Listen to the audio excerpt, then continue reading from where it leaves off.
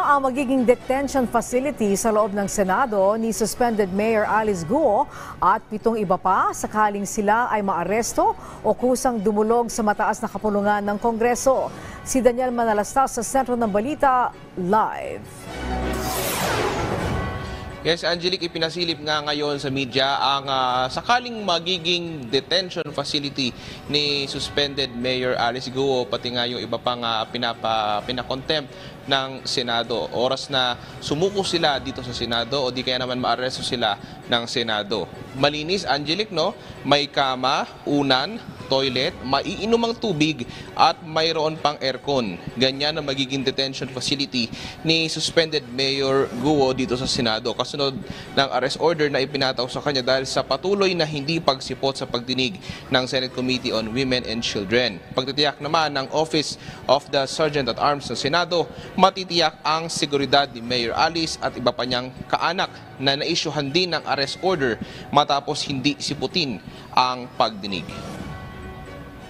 But here I can assure her security 24/7. I've done it before. I was commander before, and I assured the people within my area of responsibility that they're safe.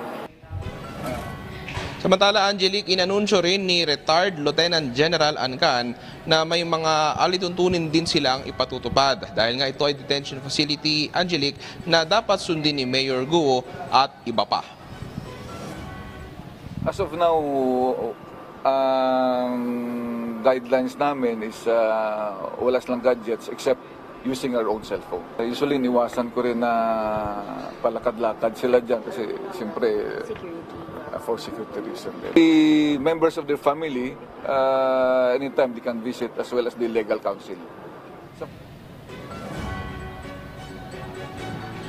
Samantala, Angelique, sa punto ito hindi pa rin lumulutang si Mayor Alice Guo at tanging yung sinasabing umano'y accountant niya na si Nancy Gamo o sumuko pa lang sa Senado na kasalukuyan namang nakadetine rito. Samantala, Angelique, tinalakay naman ngayong araw ng Senate Committee on Ways and Means ang mga usapin din hinggil sa Pogo. Angelique?